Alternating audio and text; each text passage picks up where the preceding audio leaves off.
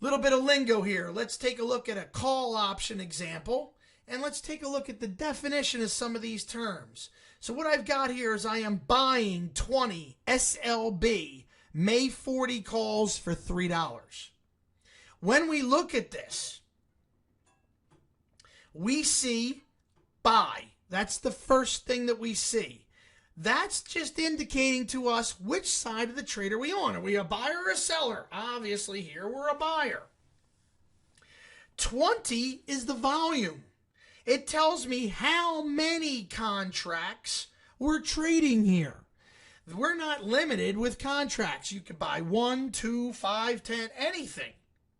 But when we see that 20, that indicates the volume, the amount of contracts we're trading. SLB is the stock symbol. It happens to be the stock symbol of an oil service stock called Schlumberger. May is obviously May, meaning the month of May. That is going to be our expiration month. So when we talk about expiration month, we know that expiration is the third Friday of every month. So that means come the third Friday of May, this option will expire. 40 is our strike price, or something called our expiration price. That is the price at which this contract is obligated for. I have the right to buy Schlumberger at $40 by May expiration. That's all that's saying.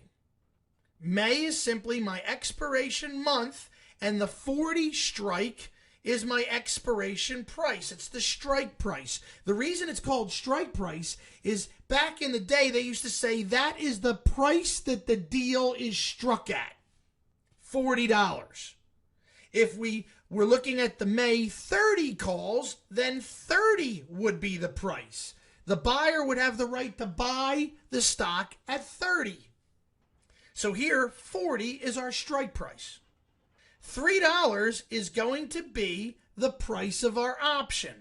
That $3 signifies $3 per share per contract. $3 per share per contract. So one contract of a $3 call here would give us a total dollar value of $300. Why? Because it's $3 per share. And remember, one contract is worth what? 100 shares. $3 per share. And we're talking about 100 shares. $3 per 100 shares is $300 per contract. Here I'm doing 20 contracts. $300 per contract times the 20 contracts is $6,000. That's how that calculation is done. Calls can be described by their moneyness. And what we mean by that is a call can either be in the money, at the money, or out of the money. In the money calls are defined by any call whose strike price is less than the stock price. So for instance, in our example where we bought the 30 strike and the stock was trading at 40, our call would be in the money, wouldn't it? Because with the stock at 40, the $30 strike price is less than the stock price. Thus, my call is in the money. And in this case, it would be $10 in the money. That's also the amount of intrinsic value. So an option that is $10 in the money is said to have $10 of intrinsic value. So in the money options have intrinsic value. And they could also possibly have extrinsic value. Remember the example where we said that that option, that 30 strike call with the stock trading at 40, remember we said it had $10 of intrinsic value. But if the option was trading for $12, $10 of that 12 is intrinsic value.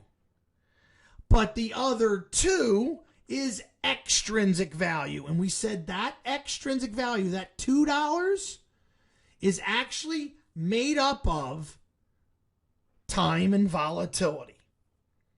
We also have the at-the-money strike. And the at-the-money strike is actually the strike who's closest to the stock price. So whatever strike is closest to the stock price is considered the at-the-money option. Now, that at-the-money option has extrinsic value, and it might have some intrinsic value, because the strike that's closest to the stock might be slightly below the stock. And if that strike is slightly less than the stock, then that strike will have a little bit of what? In the moneyness to it. And if it's in the money, it's going to have a little intrinsic value.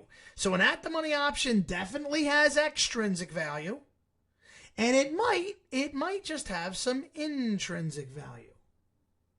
Finally, we're talking about out-of-the-money options, out-of-the-money calls. And we say an out-of-the-money call is defined by any call whose strike price is greater than the stock price.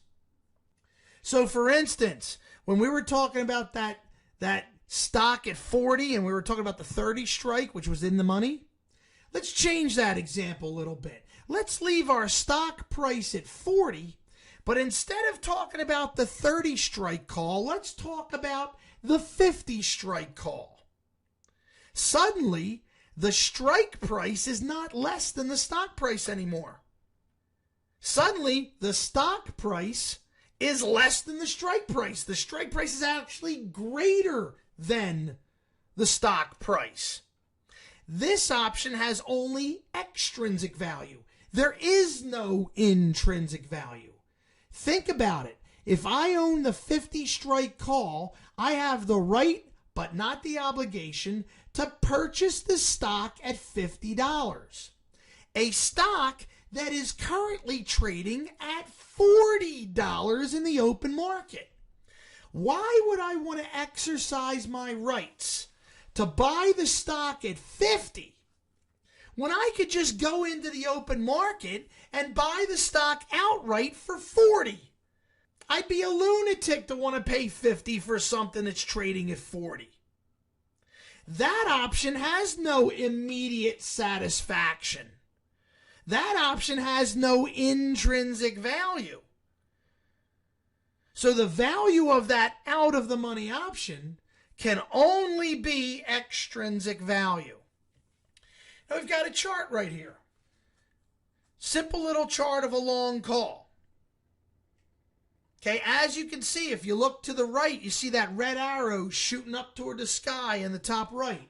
That shows that a long call has what? An unlimited potential gain. As the stock keeps continuing going higher to the right, the call's value will continue to increase. The higher the stock goes, the higher the call price goes. To the far left, we see another arrow. An arrow pointing to the left. That arrow is pointing directly sideways. That is our potential loss.